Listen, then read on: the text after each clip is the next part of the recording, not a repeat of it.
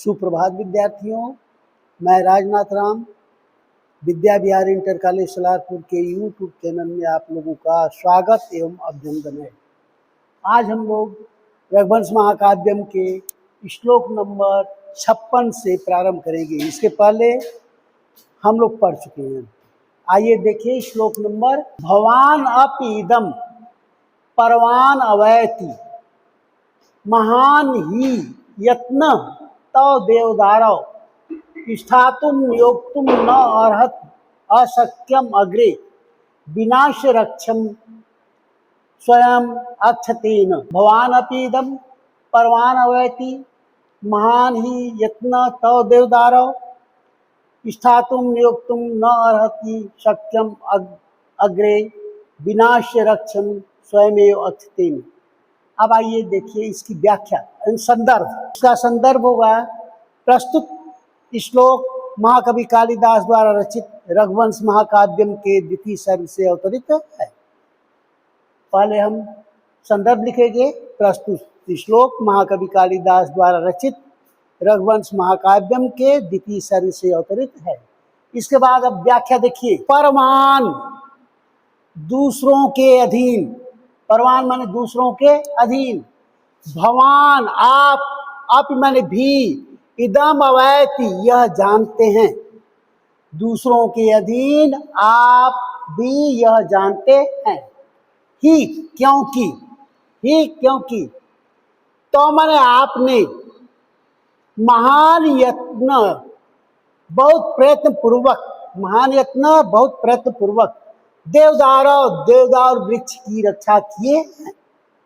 परवान दूसरों के अधीन, भवान अपि आप भी, इदम अवैति यह जानते हैं कि क्योंकि तो मैंने आपने महान यत्न देवदारू बहुत प्रयत्नपूर्वक देवदारू वृक्ष की रक्षा किए। स्वयं अक्षतेन स्वयं बिना घायल हुए, स्वयं अक्षतेन स्वयं बिना घायल हुए। रक्षम विनाश्य ये रक्षम है। रक्षम विनाश्य रक्षा करने योग्य वस्तु के विनाश होने पर, रक्षा करने योग्य वस्तु के विनाश होने पर। स्वयं अक्षतेन स्वयं बिना घायल हुए। रक्षम विनाश रक्षा करने वस्तु के नष्ट होने पर। नियोक्तुम अग्रे नियोक्ता के सामने, जो आपको नियुक्त किया है उसकी रक्षा करने के लिए, तो नियोक्ता के सामने। स्थातुम न ही शक्यम स्थापित नहीं रह सकते हैं, खड़े नहीं हो सकते हैं। फिर से देखिए व्याख्या। परवान दूसरों के अधीन, यहां से उठाइएगा। परवान दूसरों के अधीन, भवान आप भी, इदम माने यह, अवैति जानते हैं कि क्योंकि, तो माने आपने महान प्रयत्नपूर्वक देवदार वृक्ष की रक्षा किए हैं। अब आइए। स्वयं अक्षतेन स्वयं बिना घायल हुए। रक्षा करने योग्य वस्तु के विनाश होने पर, नष्ट होने पर। नियोक्ता के, अग्रे माने सामने, नियोक्ता के सामने। स्थातुम न ही शक्यम स्थापित नहीं हो सकते हैं। फिर से व्याख्या देख लीजिए। अब दूसरों के अधीन आप भी यह जानते हैं क्योंकि आपने महान प्रयत्नपूर्वक देवदार वृक्ष की रक्षा की है। स्वयं बिना घायल हुए। रक्षा करने योग्य वस्तु के नष्ट होने पर। नियोक्ता के सामने, अग्रे नियोक्ता के सामने। स्थातुम नहीं शक्यम स्थापित नहीं हो सकते हैं, खड़े नहीं हो सकते हैं। अब आइए संस्कृत भावार्थ में पहले संदर्भ देखिए। अयम श्लोक महाकवि कालिदासेन विरचित रघुवंश महाकाव्यस्य द्वितीय सर्गात् अवतरित अस्ति। इसका संदर्भ होगा संस्कृत में। अयम श्लोक या प्रस्तुत श्लोक महाकवि कालिदासेन विरचित रघुवंश महाकाव्यस्य द्वितीय सर्गात् अवतरित अस्ति। अब आइए संस्कृतार्थ देखिए इसका। किंच निज भर्तुम अधिनष्टो, किंच निज भर्तुम अधिनष्टो भवान अपि जानाति किंच निज भर्तुम अधीनस्थो भवान अपि जानाति यतः भवान इमं देवदारुं महता यत्नेन रक्षति यतः भवान इमं देवदारुं महता यत्नेन रक्षति रक्षार्थं समर्पितं वस्तु रक्षार्थं समर्पितं वस्तु नाशयित्वा स्वयं च स्वस्य शरीरः सन् रक्षार्थं समर्पित वस्तु नाशयित्वा स्वयं च स्वस्य शरीरः सन् भृत्यं कथं स्वामिनं भृत्यं कथं स्वामिनं सम्मुखे स्वमुखम दर्शयितुं शक्नोति। फिर से संस्कृत भावार्थ देखिएगा। संस्कृत व्याख्या किंच निज भर्तु अधीनस्थो भवान अपि जानाति यत भवान इमं देवदारु महान यत्नेन रक्षति रक्षार्थं समर्पितं वस्तु नाशयित्वा स्वयं च स्वस्थ शरीर सन् भृत्य कथम स्वामित्वं सम्मुखे स्वमुखम दर्शयितुं शक्नोति। नंबर 57 देखिए आप लोग, ये श्लोक नंबर 57। किमपि अहिंसा तव चेत अतो अहम यश शरीरे भव में दयालु एकांत विध्वंसीषु मद्विधाना पिंडेषु अनास्था खलु भौतिकेषु। वाचन करिए। किमपि अहिंसय तव चेत अतः अहम यश शरीरे भव में दयालु एकांत विध्वंसीषु मद्विधाना पिंडेषु अनास्था खलु भौतिकेषु। इसका संदर्भ देखिएगा। प्रस्तुत श्लोक महाकवि कालिदास द्वारा रचित रघुवंश महाकाव्य के द्वितीय सर्ग से अवतरित है। प्रस्तुत श्लोक महाकवि कालिदास द्वारा रचित रघुवंश महाकाव्य के द्वितीय सर्ग से अवतरित है। अब हिंदी व्याख्या देखिए। किमपि कुछ भी हो, अहम माने मैं, अहम माने मैं, चेत माने यदि, यदि मैं किसी भी प्रकार से, यदि मैं, तो माने आपके द्वारा, तो माने आपके द्वारा अहिंसा हिंसा करने योग्य नहीं हूँ। किसी भी प्रकार से मैं यदि आपके द्वारा हिंसा करने योग्य नहीं हूँ, मारने योग्य नहीं हूँ, वध करने योग्य नहीं हूँ, तो मैं यश शरीरे दयालु भव, मेरे यश रूपी शरीर पर दया करे। यदि किसी भी प्रकार से यदि मैं आपके द्वारा वध करने योग्य नहीं हूँ, तो मेरे यश रूपी शरीर पर दया। अब आगे आइए। मद विधाना, मुझ जैसे लोगों के लिए, मुझ जैसे लोगों के लिए। एकांत विध्वंसीषु, एक प्रकार से नष्ट होने वाले, निश्चित रूप से नष्ट होने वाले। भौतिकेषु, भौतिक तत्वों से बने हुए। क्षिति जल पावक गगन समीरा, ये 5 भौतिक तत्व हैं। भौतिक तत्वों से बने हुए। पिंडेषु, पिंडों में। खलु, निश्चित रूप से पिंडों में, शरीर में, 5 तत्वों से बने हुए शरीर में। अनास्था, मेरा लगाव नहीं है। खलु, निश्चित रूप से मेरा लगाव नहीं है। फिर से देखिए। किसी भी प्रकार से, चेत माने यदि, अहम माने मैं, तो माने आपके द्वारा अहिंसा वध करने योग्य नहीं हूँ, तो मैं यश शरीरे, मेरे यश रूपी शरीर पर दयालु भव, दया करे। एकांत विध्वंसीषु, निश्चित रूप से नष्ट होने वाले। मुझ जैसे लोगों के लिए, मद विधाना, मुझ जैसे लोगों के लिए। एकांत विध्वंसीषु, एकांत में, यह सब निश्चित रूप से नष्ट होने वाले। पिंड, भौतिकेषु पिंडेषु, भौतिक तत्वों से बने हुए शरीर में। खलु, निश्चित रूप से अनास्था, लगाव नहीं है। अब आइए इसका संदर्भ देखिए संस्कृत में। अयम श्लोक महाकवि कालिदासेन विरचित रघुवंश महाकाव्यस्य द्वितीय सर्गात् अवतरितः अस्ति। अयम श्लोक महाकवि कालिदासेन विरचित रघुवंश महाकाव्यस्य द्वितीय सर्गात् अवतरितः अस्ति। अब आइए इसका संस्कृत में व्याख्या देखिए।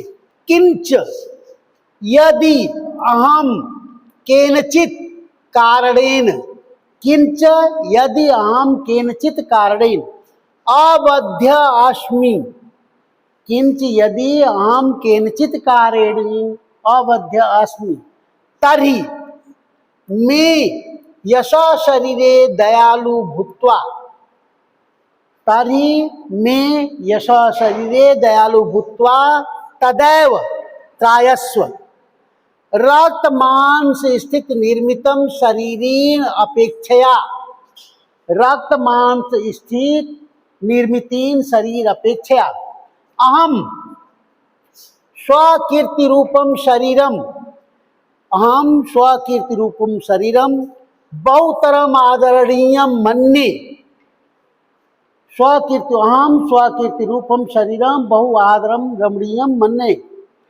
पंचभूत निर्मितम इदम शरीरम अवश्यम, पंचभूत निर्मितम इदम शरीरम अवश्यम नक्ष्यति परंतु यशा तु चिरकाल स्थास्यति कीर्ति यश स जीवति। फिर से संस्कृत व्याख्या देखिएगा।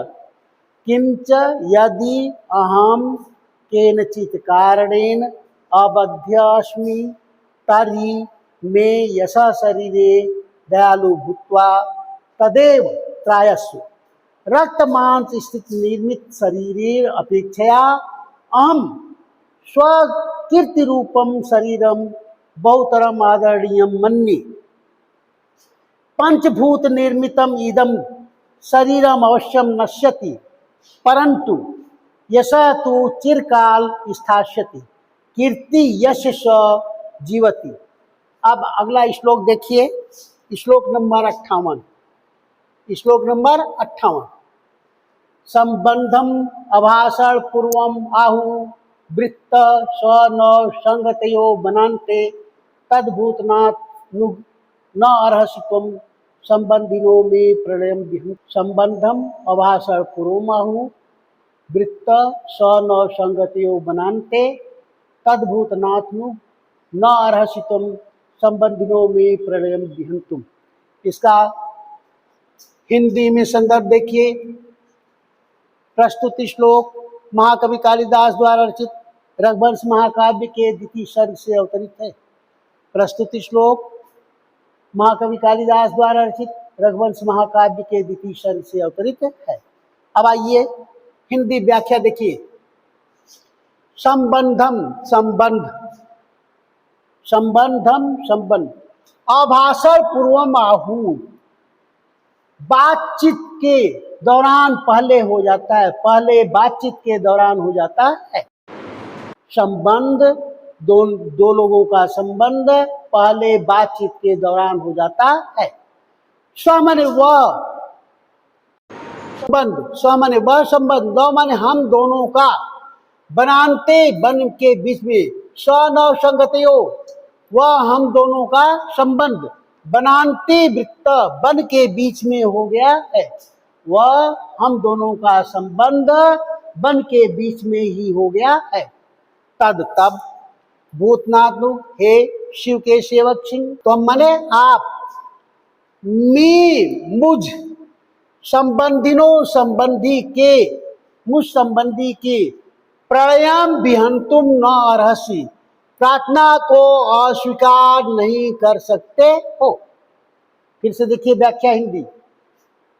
संबंधम संबंध, अभाषण पूर्वम आहु पहले बातचीत के दौरान हो जाता है, ऐसा कहा जाता है। स्व न संगत्यो वह हम दोनों का मेल, बनाते वृत्त बन के ही बीच में हो गया है।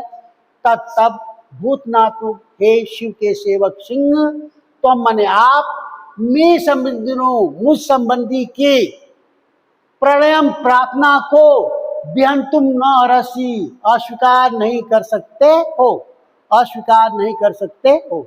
अब आइए संस्कृतार्थ देखिए। संस्कृत में संदर्भ, संस्कृतार्थ में पहले हम लिखेंगे संस्कृत में संदर्भ। प्रस्तुत श्लोक महाकवि कालिदासेन विरचित रघुवंश महाकाव्यस्य द्वितीय सर्गात् अवतरित अस्ति। प्रस्तुत श्लोक महाकवि कालिदासेन विरचित रघुवंश महाकाव्यस्य द्वितीय सर्गात् अवतरित अस्ति।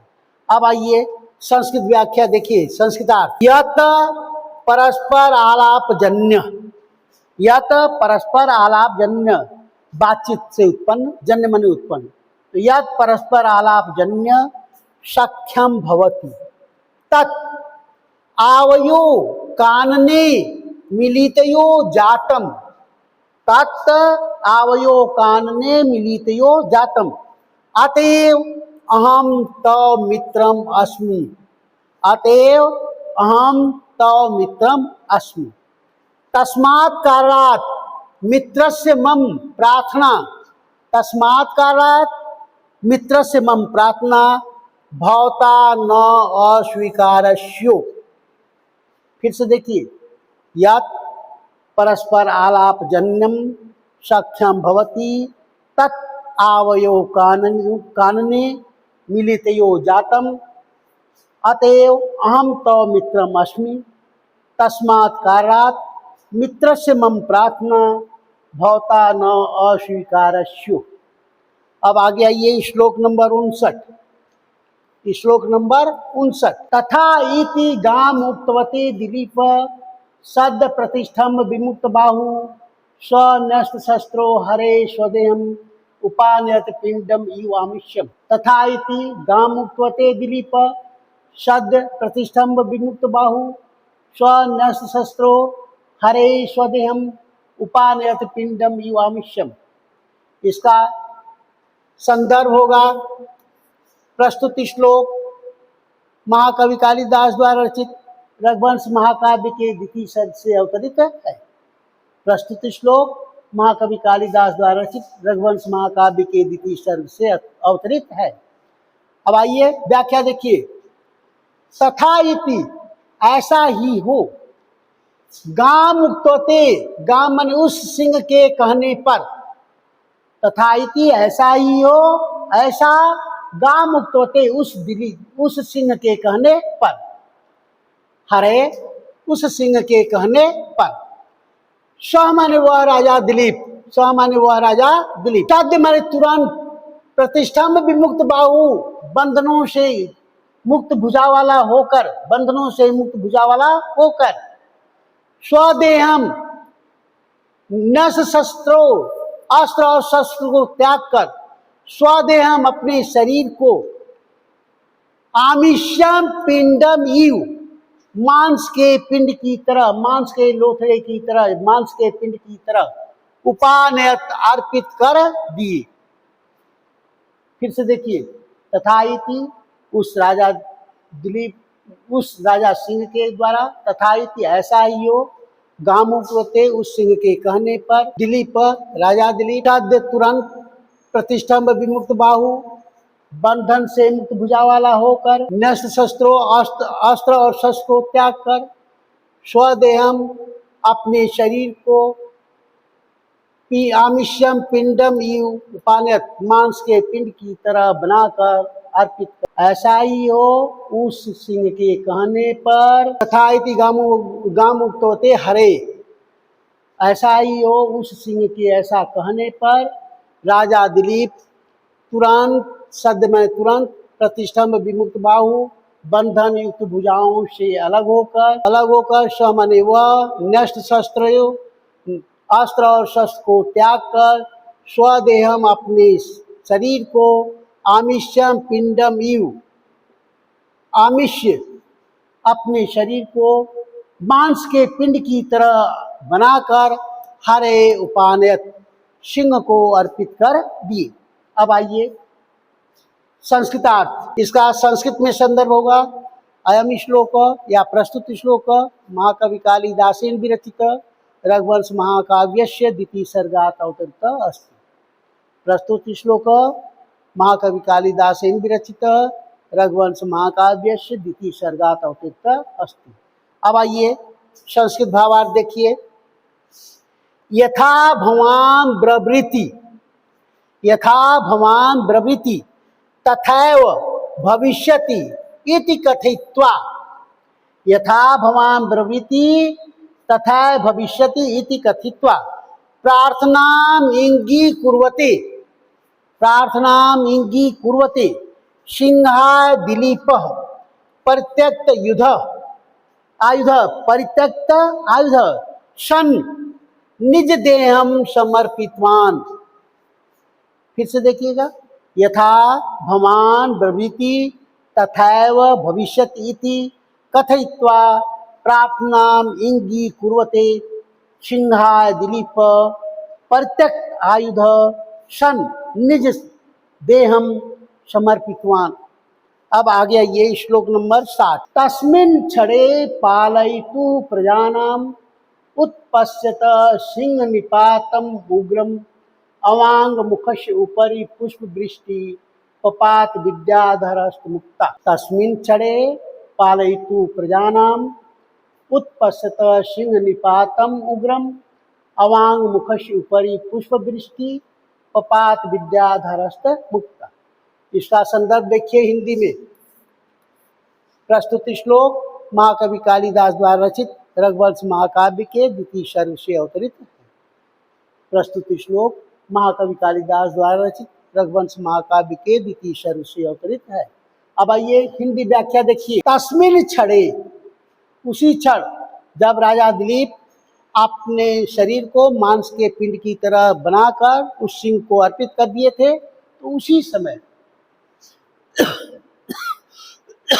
उग्रम तीव्र या भयंकर सिंह निपातम उत्पश्यत, सिंह के आक्रमण को देखते ही देखते अवांग मुखस्य ऊपरी, नीचे अवांग मुखस नीचे की ओर मुख किए हुए, अवांग मुखस्य नीचे की ओर मुख किए हुए प्रजानाम पालयतु, प्रजाओं का पालन करने वाले राजा दिलीप के ऊपर ही ऊपर, राजा दिलीप के ऊपर विद्याधरस्त मुक्ता, विद्याधरों के हाथों से छोड़े गए पुष्प वृष्टि पपात, फूलों की वर्षा होने लगी। फिर से देखिए। तस्मिन् क्षणे, उसी क्षण उग्रम भयंकर सिंह निपातम उत्पश्यत, सिंह के आक्रमण को देखते ही देखते अवांग मुखश नीचे की ओर मुख किए हुए प्रजानाम पालयतु, प्रजाओं का पालन करने वाले राजा दिलीप के ऊपर ही ऊपर विद्याधरस्त मुक्ता, विद्याधरों के हाथों से छोड़े गए पुष्प वृष्टि पात, फूलों की वर्षा होने लगी। अब आइए इसका संस्कृत में संदर्भ देखिए।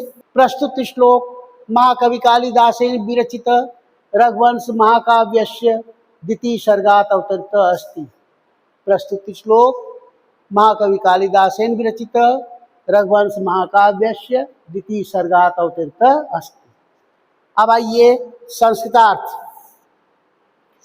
तदा सिंहाय स्वशरीरम, तदा सिंहाय स्वशरीरम समर्प्य मुखम अधः कृत्वा रौद्रम सिंह निपतनम मनसि विचारयतः, तदा सिंहाय स्वशरीरम समर्प्य मुख अधः कृत्वा रौद्र सिंह निपतनम मनसि विचार्यतः दिलीपस्य उपरि विद्याधरा आकाशात् पुष्पवृष्टिम अकुर्वन्, तदा सिंहाय स्वशरीरम समर्प्य मुखमध कृत्वा रौद्रम सिंह निपतनम मनसि विचार्यत दिलीपस्य उपरि विद्याधरा आकाशात् पुष्पवृष्टाम अकुर्वन्। ये श्लोक नंबर 60 तक हो गया। अब हम लोग दूसरे दिन पुनः श्लोक नंबर 61 से उपस्थित होंगे।